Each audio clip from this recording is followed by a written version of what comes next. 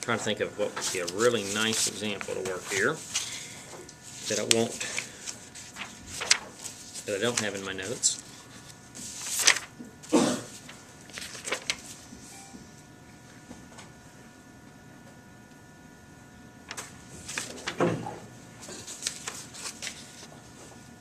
I'm just glad you're looking up an example and not making up one. No, I'm not. I'm just making up one. I'm just making sure I don't make up one that's already in the notes. No. So no, you're not so lucky. Well, I made up one last time. It worked out really perfectly. Every once in a while, my grandfather used to say, even a blind pig finds an acorn occasionally. Yeah, making up examples in calculus is a bad idea.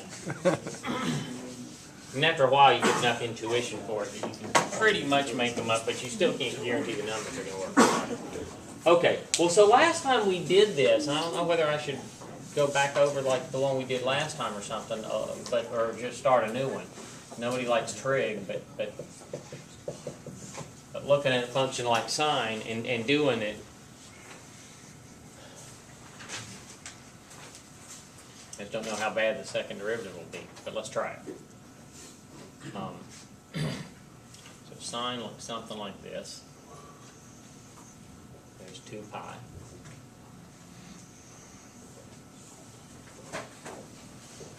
So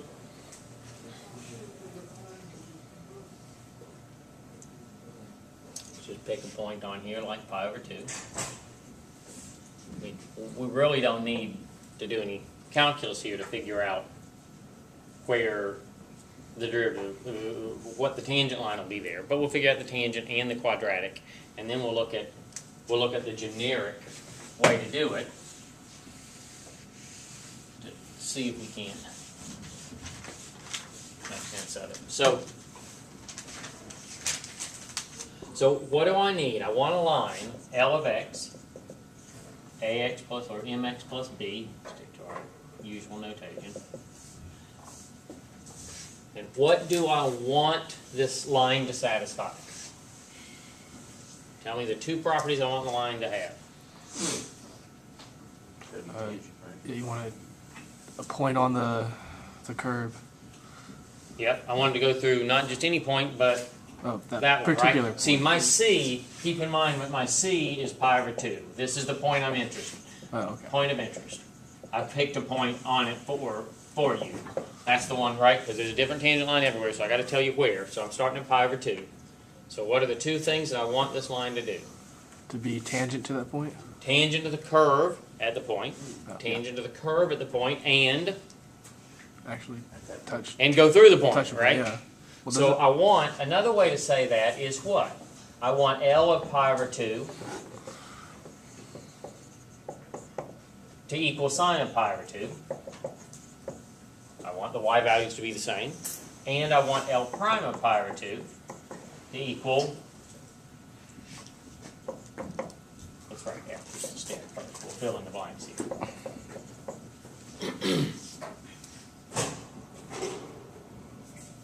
Right? That's the 2 things I want. L of pi over 2, the y value of my line, to equal the y value of the function.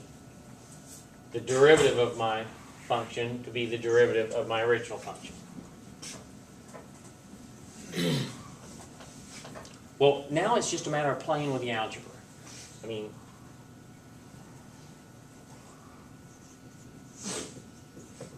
well, I want L of pi over 2, so I want L of pi over 2 to equal sine of pi over 2, which is equal to 1, right?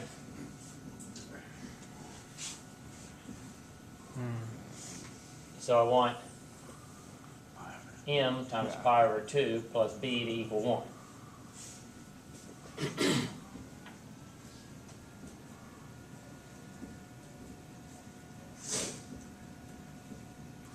I want L prime. What's L prime equal? Well, so I want L prime of pi over 2 equals F prime of pi over 2. Means m, because that's the derivative of L prime, to equal, well, what's the derivative of sine there? Well, the derivative of sine there is cosine. But cosine of pi over 2 is 0, right? I mean, you could have told them that by looking at it. we're doing this the hard way. We can all look at it and tell me what the equation of the line is, right? So if m is 0, then that's 0, and b has to be 1.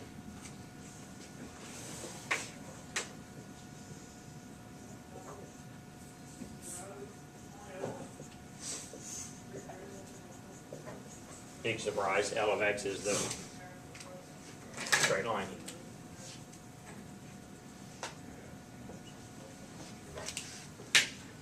Okay.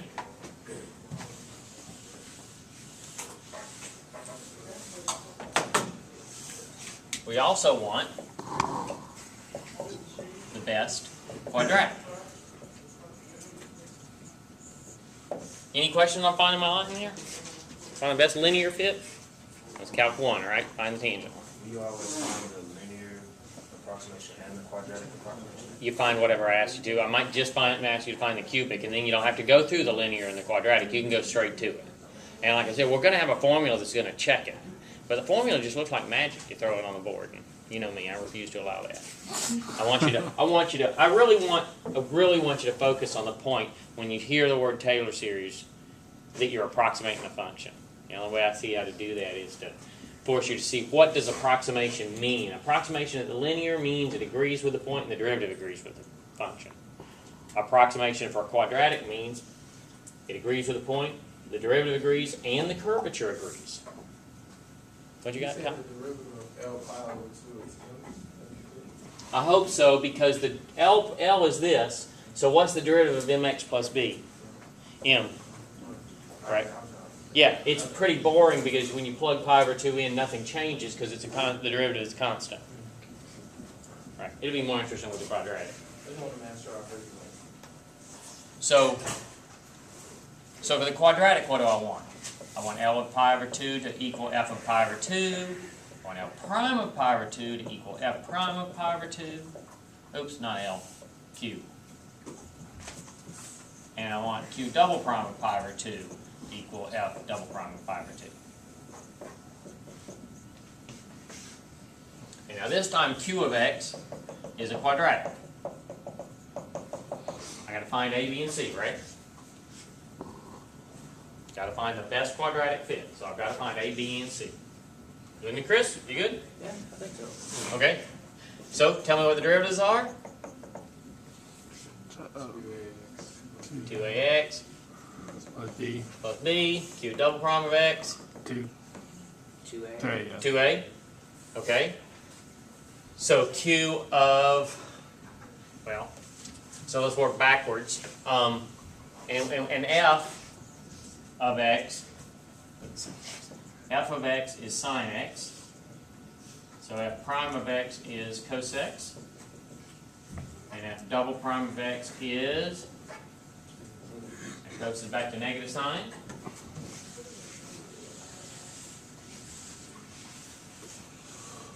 So what do we want now? We want,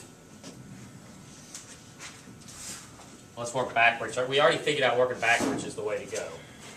Let's start with f double prime of pi over 2 is negative sine of pi over 2. Sine of pi over 2 is 1, so that's negative 1. So q double prime of pi over 2 equals f double prime of pi over 2 equals 1. So 2a equals 1, so a is a half. So whatever my parabola looks like, it's 1/2 x squared plus bx plus c. Would be a negative 1/2 or? Oh, I changed my sign up there, didn't I? Negative, negative, negative. We'd have figured that out, wouldn't we, when I made the parabola go up? Right?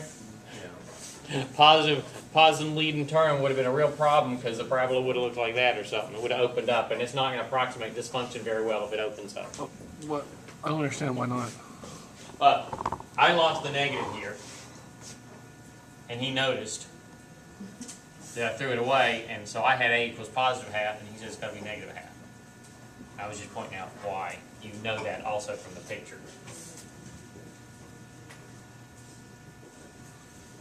Okay, so now we also want f prime of x to equal f prime of pi over 2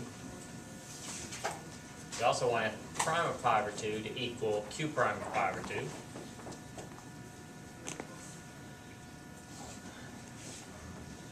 F prime of pi over 2 is 0, right? Cos of pi over 2 is 0. Q prime of pi over 2 is 2a pi over 2 plus b. Well, we know what a is. That 0 is negative pi over 2 plus b. So b must equal positive pi over 2. Chris, did I do better with my signs that time? You're good. I think you're good. Because 2 times a negative 1/2 is negative 1 times pi over 2 plus b. And then through to the other side. So now we've got a and b. There's a. There's b. We just need c. So we want f of pi over 2 equal q of pi over 2. F of pi over 2 is sine of pi over 2, which is 1. Q of pi over 2, we now know all the coefficients almost. Negative 1/2 pi over 2 squared, ax squared, plus b, which is pi over 2, times x, the x I'm plugging in is pi over 2, plus c.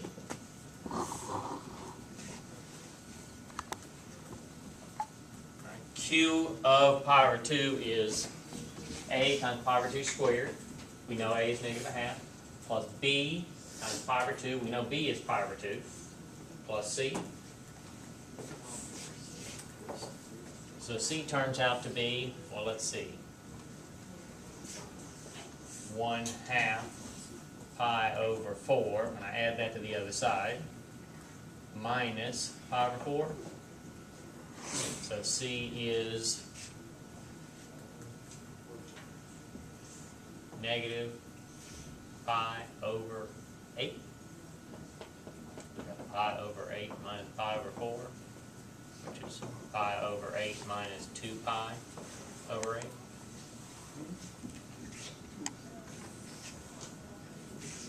So the best linear the best quadratic approximation is negative 1/2 x squared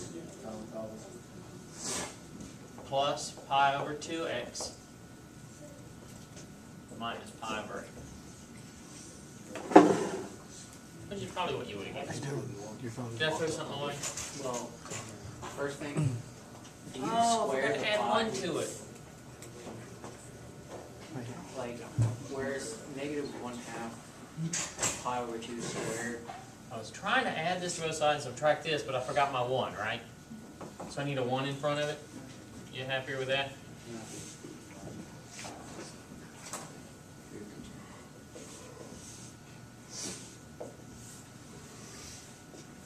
Better now, Chris? I think you're good. Let's go slow. I want to add this to both sides, so I add, ends up being 1/8 pi over 8, right? I subtract this one from both sides, so that's negative pi over 4. So that's my C line. I don't know how it ended up with all that extra space in there. And now this is pi over 8 minus 2 pi over 8, which is negative pi over 8 there, so 1 minus pi over 8.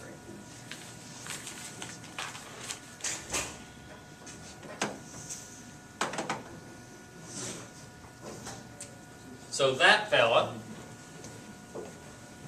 looks like this.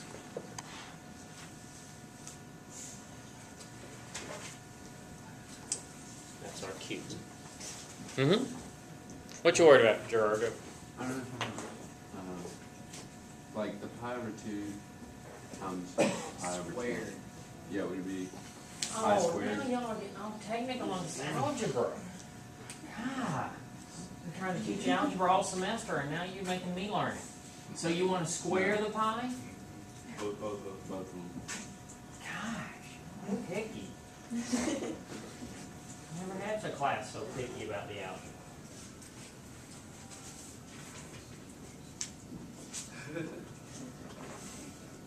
Chris, you like that change? Yeah, a lot better, thank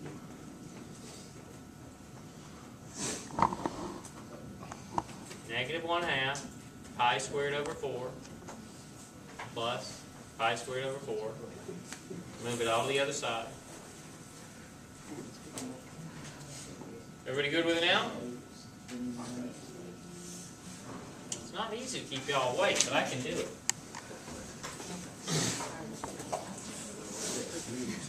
How can we check it? Reverse it. Hmm? Reverse it. Do it backwards. Yeah, we've got what we think is the best approximation. What properties is it supposed to have? It's supposed to have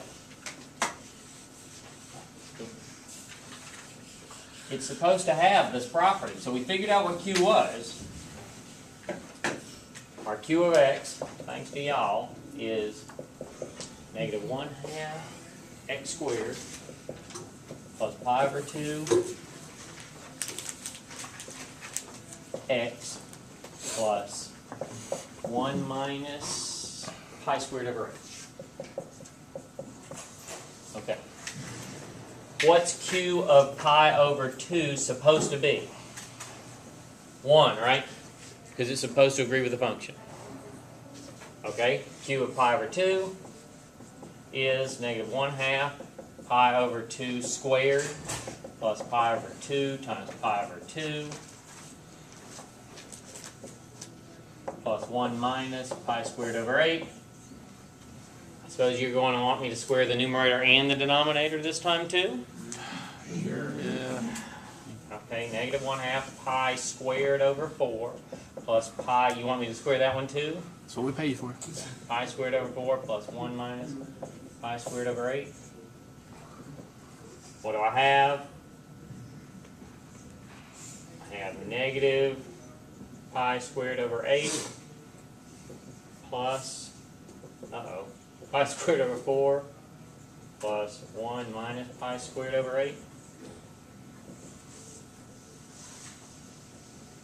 I gotta multiply this one by 2 over 2, right? You have pi squared over 8 plus 2 pi squared over 8 minus pi squared over 8 plus 1. Pi squared over 8. 2 pi squared over 8 minus a pi squared over 8 minus pi squared over 8 is?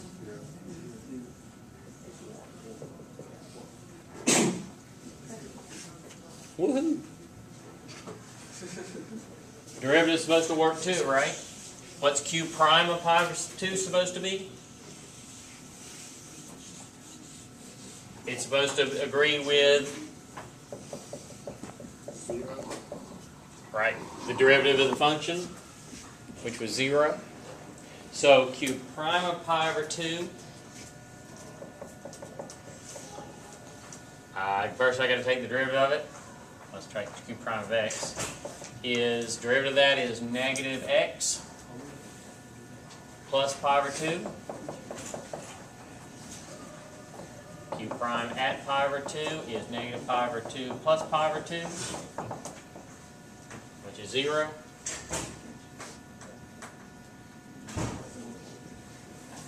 What's Q double prime of pi over 2 supposed to be? Negative 1. Negative 1, because that's the curvature of sine, which was, if your sine was cosine, your cosine is negative sine of pi over 2 is negative 1. Curvature of that is negative 1. So this is supposed to happen. Q double prime of x is a second derivative of that, so it's nothing to check, right? The derivative of that is negative 1.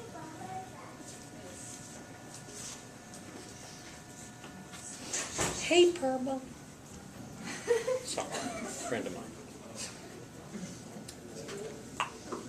Questions?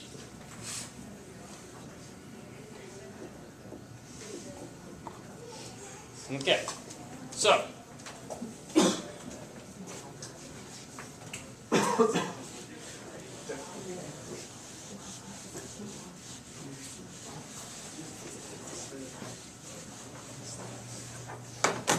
I'm guessing you don't want to do the cube.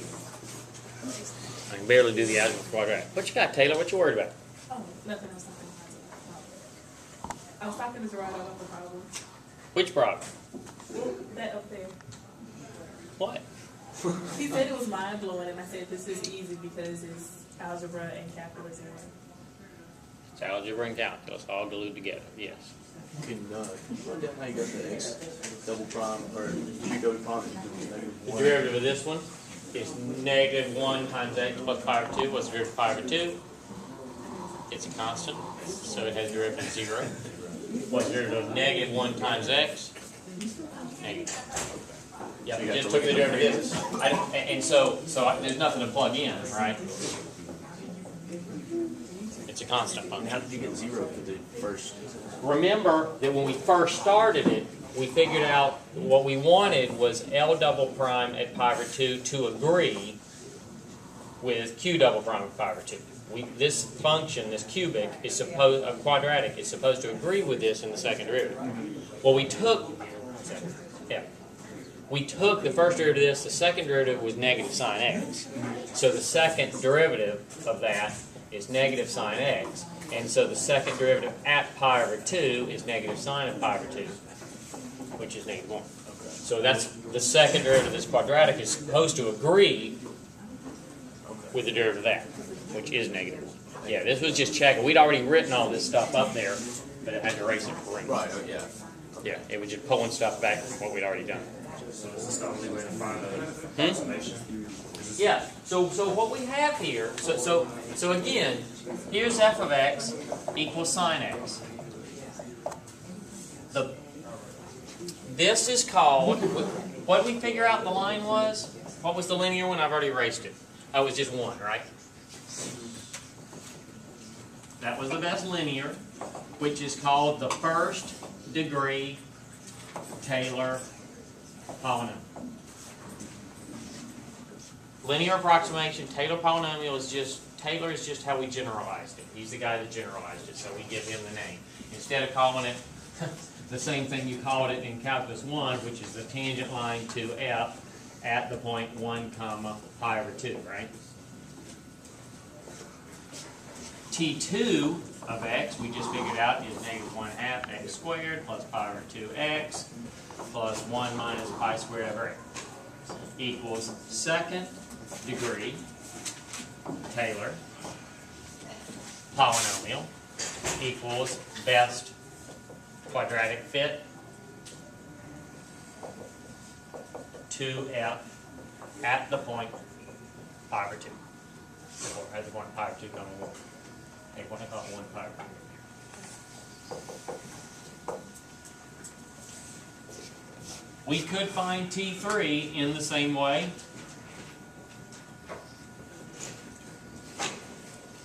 It was a lot of work to find the quadratic, right? You guys had to help me square the numerator and the denominator. You had to help me subtract. You had to help me add. What are the odds I'm going to get the algebra right on third degree? Not so good, right? Okay, well, fortunately for us, Taylor wrote down the formula. What he wrote down was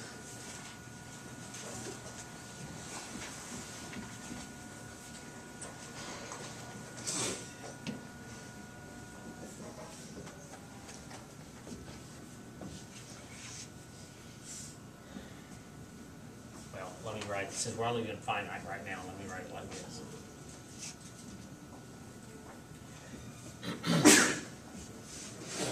So if you want the nth degree Taylor polynomial, so this is what we would call the nth degree Taylor polynomial for f at the point c, f of c. Actually, everybody else would write at x equals c, but I love that notation. So, right, that's the center point.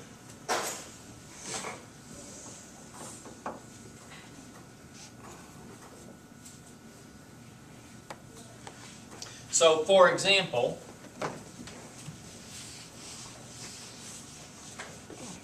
for our problem, suppose I wanted T2 of x. What would that formula tell me it was? What do I get when I put n equals 0 in there? I get f0 of c over 0 factorial times x minus c to the 0 plus f1 of c over 1 factorial times x minus c to the first plus f2 of c times x minus c squared over 2 factorial. See what I'm doing? I'm just putting the 0, 1, and 2 in there, right? Because my big N is 2 if I want the second degree polynomial. Good? Okay with what I just did? Good word, AJ. Are you good? Right, all I did was plug in. You know how to use series now. Plug in 0, plug in 1, plug in 2. Right, now you have to know a couple of things. One, we know what factorial means, right? What's 2 factorial? 2 times 1. What's 1 factorial? 1. Definition of 0 factorial is? 1. Okay, so what I have here is, what do we mean when you see parentheses like this? That's a notation that means the 0th derivative, the first derivative, the second derivative. By 0th derivative of a function, we just mean the function, right? So I need, and what's my c here? What point were we interested in? Pi over 2. So what I want is f of pi over 2 plus first derivative of f divided by 1, oh that's f, right, times x minus pi over 2 plus second derivative of f at pi over 2 times x minus c, x minus pi over 2, all squared. Yeah, you still got to do a bunch of algebra, right? Because you still got to square this out, compute f, f prime, and f double prime, plug all those numbers in and figure out what it is. Now I'm going to do all that in my head.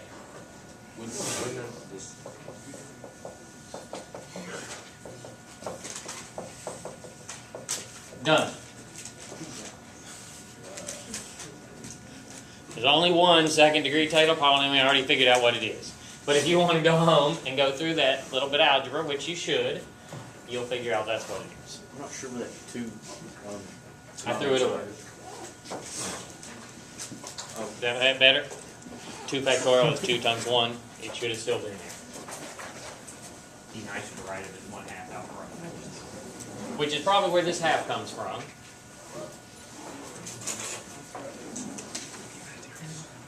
Anyway, I should put equal ... a bit of work. A bit of algebra. Okay. Is this test material? Hmm? Is this test material? Sure. Especially if we put it off to Tuesday.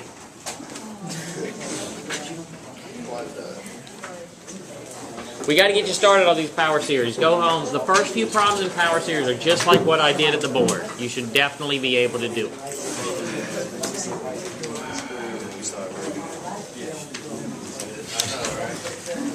I did it a lot. I did it a lot. I'll make sure I post it. Yeah, just post them as a batch whenever I post. What's up?